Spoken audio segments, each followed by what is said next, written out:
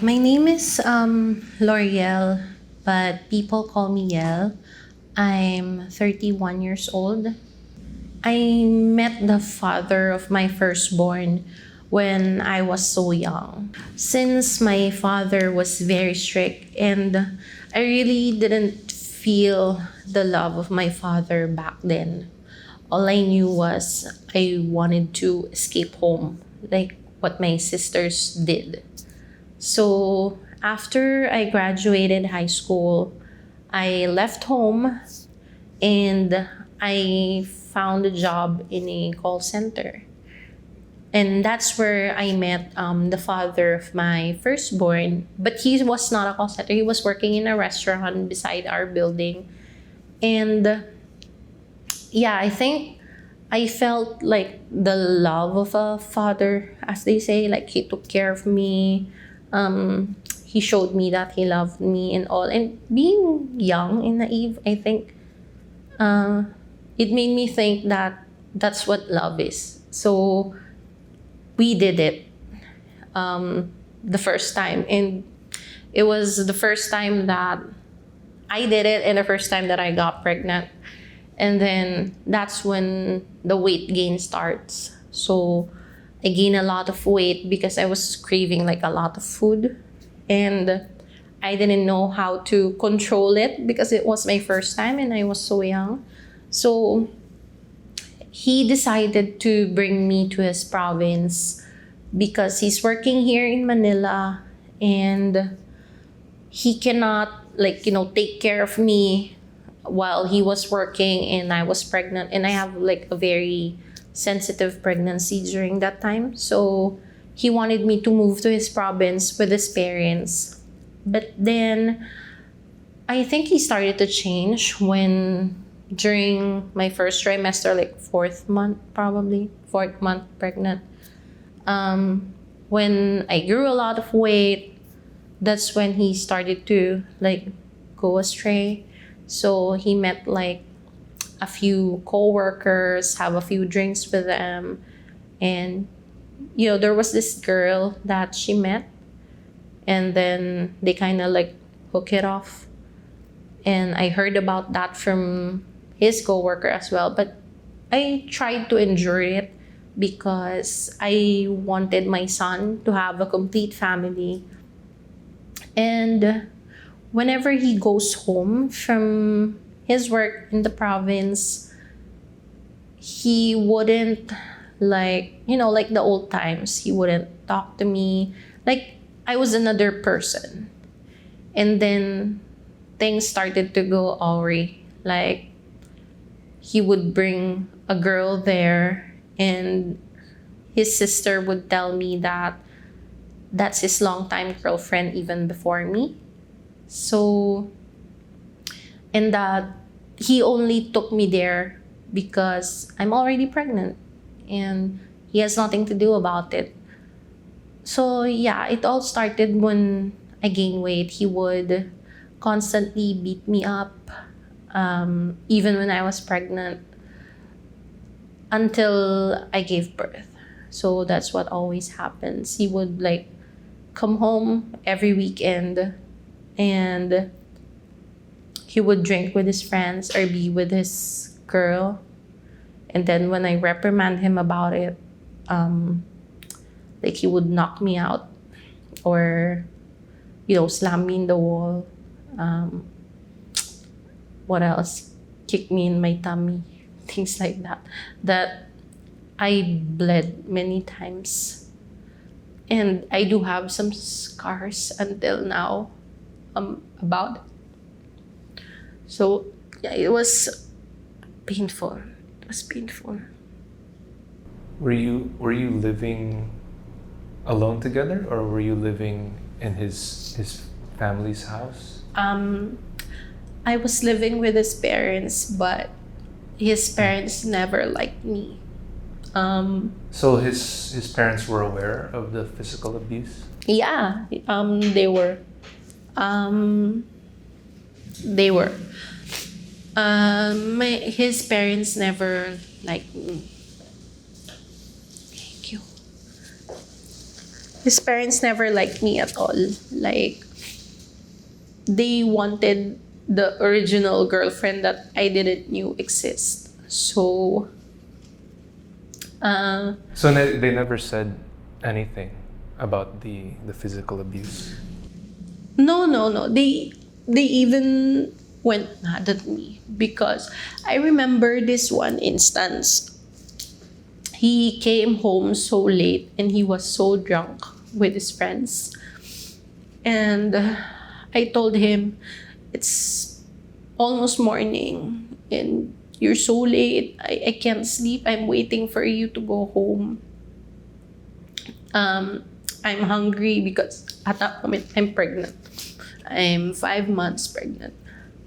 And then we're just shouting in each other in the room.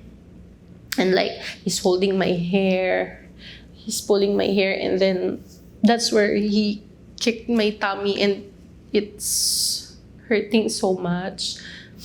And I'm just screaming and I'm just crying at the same time, and I'm just throwing stuff at him because I don't want him to go near me. And then his parents woke up and opened the door and said, "What happened? What's happening?" And I'm crying and telling them that your son came home so late and he has marks all over his face from a girl, or I don't know, and he smells like a girl. And I've been waiting for him all night. He's not even texting, and I'm pregnant. And he said, I still remember the exact word his mom told me. He said that the reason why my son is hurting you and doing things like that to you is because you keep on talking and blabbering and, stepping down his ego. And it's not good for a wife. A wife should just follow. A wife should just follow what the husband wants. You should just say yes always.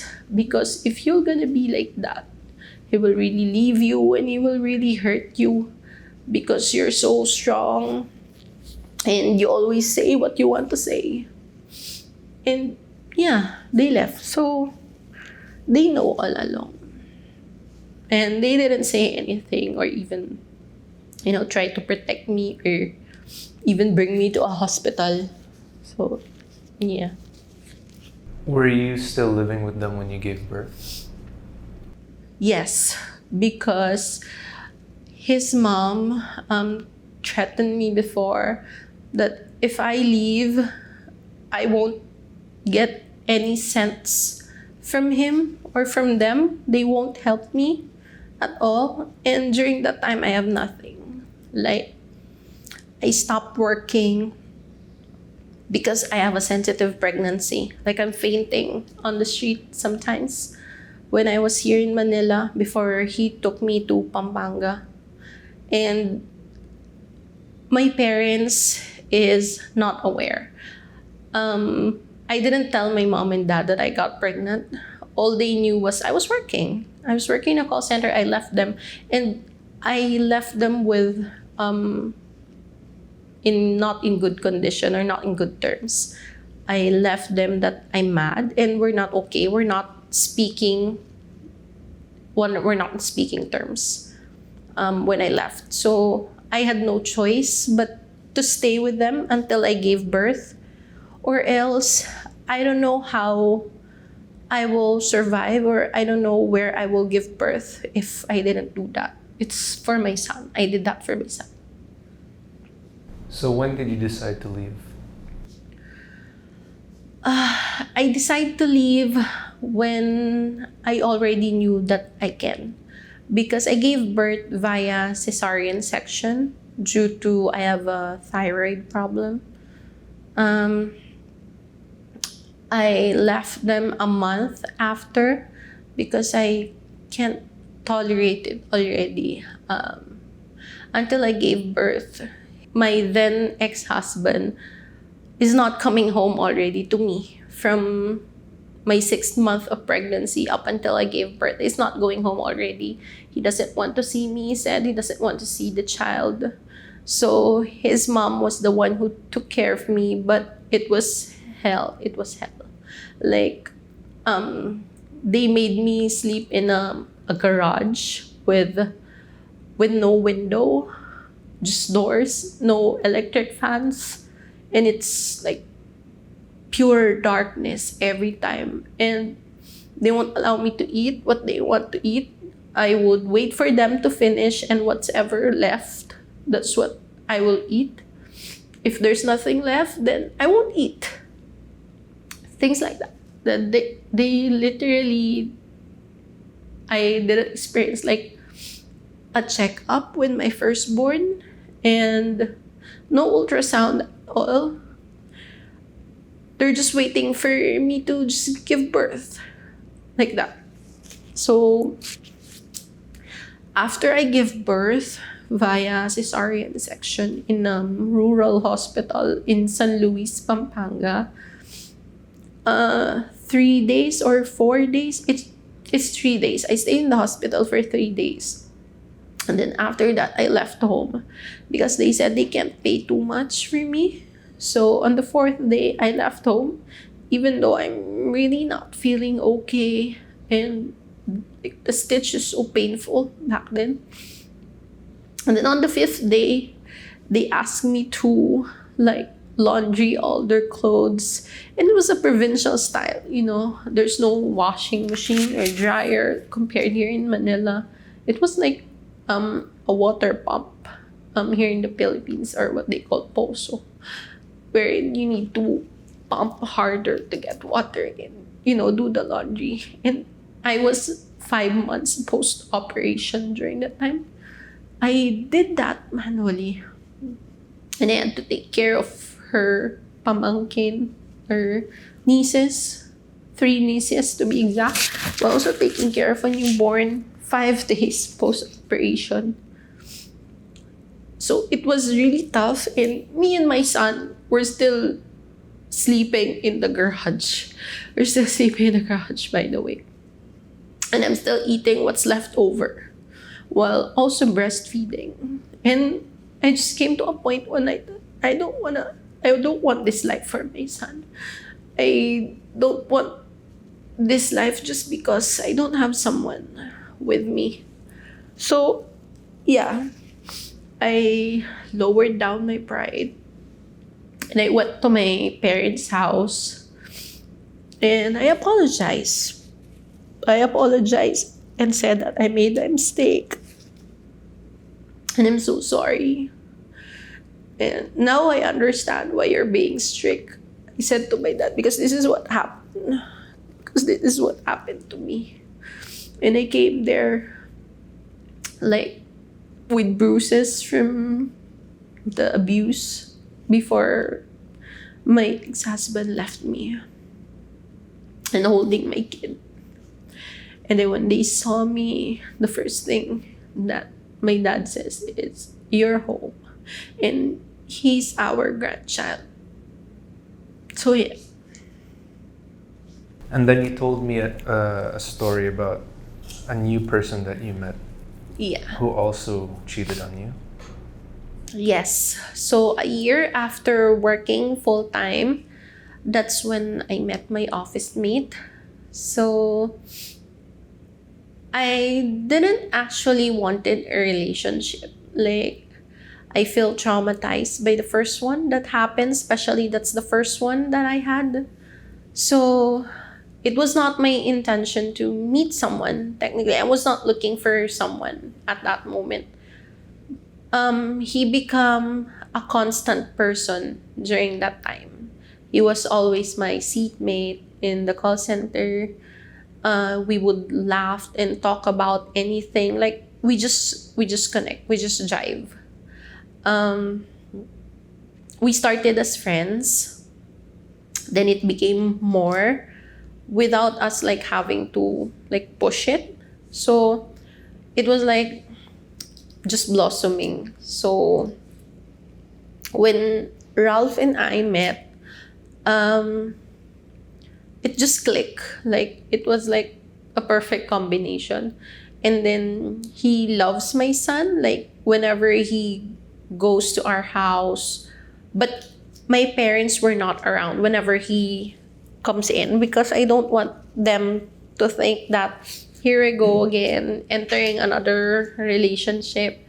I can see that my son enjoys being with him. Like, and I feel so guilty as a mom because I feel like he didn't have a father that he should have, and that I took it away from him. That's what I felt during that time. I feel so guilty. So I thought about it and say, why not? Why not try and see if it will work this time? Maybe it will work this time because he's so different than the first one. Because even if I gain weight, he's still there. He still took care of me, still likes me. So when he said that he likes me and he wanted to take a step further, I didn't hesitate and I say yes. And who doesn't want someone like to be with him, right? And who doesn't like someone, who doesn't like to have someone who will be there for them on their everyday journey, right? I think that's what all people wants, to have someone at the end of the day to go home to come home to, not just your parents, someone that you can call your own family. So when he met my father saw that he was sincere and that he really loves me. So my father agreed that I go with him, and we stayed together in one house because he saw a good man. And he was actually like a good man. He provided for me and my son. He worked his ass off. Like, he held dancing lessons because he's a dancer. So all his income, all his allowances, and salary on those dances, he gave it all to me, and he made sure that me and my son had a comfortable life. Compared, very different from what I experienced or what I had on my first boyfriend. So everything was good. Everything was okay for the first 1 year. And then it started again, like a twist of events, wherein he comes home so late. And I was thinking, this is the same shit that I was experiencing the first time. Like, this is it. It's happening again. Like, he's coming home late. And then it's like he's not showy anymore. He doesn't want me to take a picture with him and post it sometimes. And I feel like it's because I don't feel beautiful at all. Like, when I look in the mirror, I felt like it's a different person. Like, I think because I gained more weight after a year of meeting him. Maybe because I was comfortable that I won't be judged by him, that he would accept me as I was. And yeah, because I'm not afraid that he would look for someone else, because I'm confident that he loves me. But I guess not.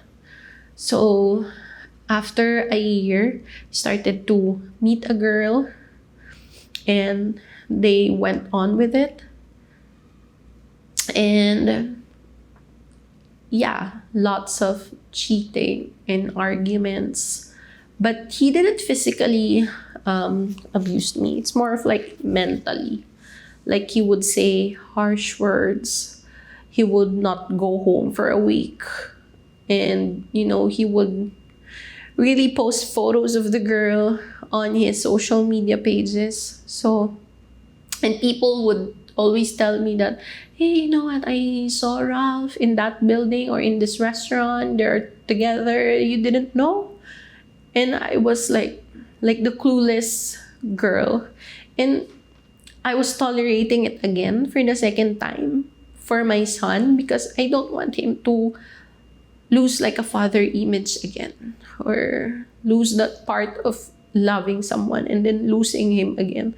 I don't want him to burden that kind of feeling. And I don't want to experience that pain again. And I'm just saying to myself, it's just a phase, it will pass. And at least he still comes home to us. But Another 6 months pass and I realize it's not going anywhere. Um, he on that day he asked permission from me if he could go to work, but I was wondering because he has a big bag, like a big gym bag, and it looks so full. It is full of stuff. And I questioned him, what will you gonna do with that big bag? Oh, we have a dance practice. We have a lesson. Don't wait for me. I'll come home tomorrow morning. Just the usual. It doesn't seem, there's no trace that he's gonna do that. So he said he'll be practicing and he'll gonna go home in the morning. We're gonna do some grocery. My son and him will go out and he'll play with him and things like that, like promises.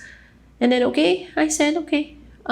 He left, and then I don't have any like second thoughts about it. I thought this was just another day, and I think okay, it's just a phase really, and he's trying to win me back, which is good. And then we waited until morning. So me and my son were all dressed up. We're waiting for him because he promised that we'll go out, we'll go grocery, he'll treat us and stuff. I text him, I call him, he didn't answer, and he turned off his cell phone. And I was panicking. I'm not thinking of anything. What I'm thinking is he came into an accident or something happened that I don't know that's dangerous or what. I'm not thinking, it's the other way around. So I kept calling his friends, his co-workers, his family, and everyone says they don't know where he is.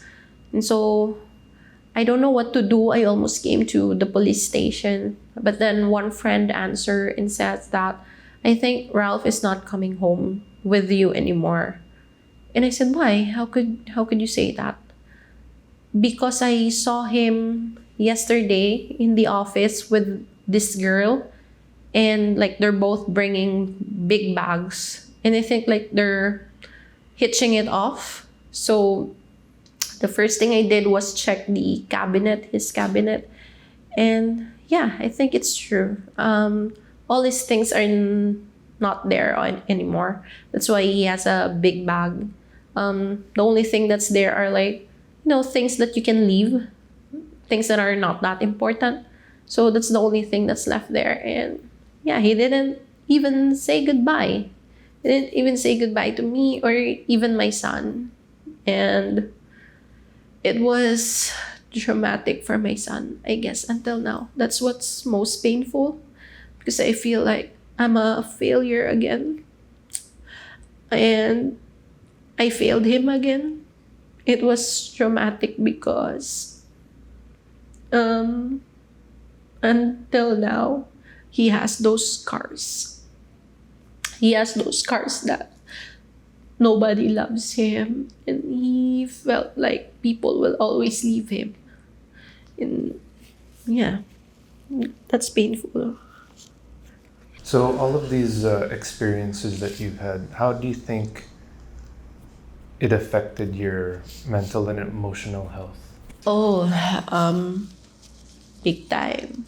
Because on that phase, I almost lose it. Like, I attempted suicide twice. So the first one is on that day. So on that day when like there's a realization that he's not coming home and that I failed my son again, I didn't know what to do. I asked my son to sleep, and when he is asleep, I grabbed the medicine box. When I drank all the medicine that's there, I think it was what they call here in Tagalog, dalawang banig. But it's funny because it was just biogesic. So it was really not that deadly. And I didn't die, fortunately. because it was not like hardcore medicine like antibiotics or such. So my friendly neighbor, he always goes to our house. She's a good friend. It just so happened that when I did that, my living room door was open because it was an apartment compound, so she could come in wherever she goes. I forgot to like close the door, so she saw me in the living room, and then she had me rush to the hospital. And yeah, it was almost, but I made it on time because of that person. So thank you for that person, whoever you are. You know who you are. So yeah, I stayed there. The reason why I did that is I was hoping, it was stupid actually. I was thinking during the time that he would come back when he will hear that I tried to kill myself. Maybe I was hoping that just for pity he would come back to us. He still didn't come back, and he didn't even visited me in the hospital. So yeah, I was about to lose it because I said it's not working. It's not gonna work. He still didn't come. And then my mom said that you need to wake up. Your son is still here. Your son still loves you, whatever size, whatever shit that's happening in your life. He would always be there for you. He's that constant man that will always be there for you, whatever happens. So you need to stick around. Don't do anything stupid. And just live your life. Just move on. He's not coming back to you. That's what he said. And yeah, I tried to live normally, but there are some days that it's hard. It's hard because, like, we started as friends. So it felt like I lost a friend and I lost a partner. And at the same time, I felt like I failed my son. Like, every day, he's looking for him. It's a constant battle of telling him to stop crying. He won't go home. You won't see him again. I don't know how to explain it further. So, the second attempt was, I think, 6 months after that, the first attempt. I don't know. I just went blank. Like, I'm okay in the morning, but all of a sudden, I'm not. It's like it's creeping down on you. Just one moment, you just have that flashbacks of pain. And I was because I went back to my parents' house. So I was on the stairs and I just like took a deep breath, and then all the flashbacks came in, and then I just let myself fall in the stairs. And I didn't die again. For sure. I'm still here. But what happened was, like, I had a broken hip. And yeah, I was stupid enough not to kill myself. I just injured myself, which brings massive pain. So yeah, and it made me gain weight again a little bit more because I can't move, and all I have to do was sit down, nothing in particular. So yeah, that's my two attempts. And then I realized that, okay, hey, it's as if someone, whispered to me, you're not gonna die. You still have your son with you. You need to take care of him. Like, there was someone, like in cartoons, you say like an angel and a devil. Like, you will hear a whisper that your son already lost a father. Don't let him lose another one or a mother. It's gonna be so painful for him. And then I realized, yeah, you're right. I shouldn't be doing this just for a man who's not so worth it. I shouldn't be doing this. I should be with my son. I should stand up for him. So yeah, I went up. I healed from myself, and I started to move on.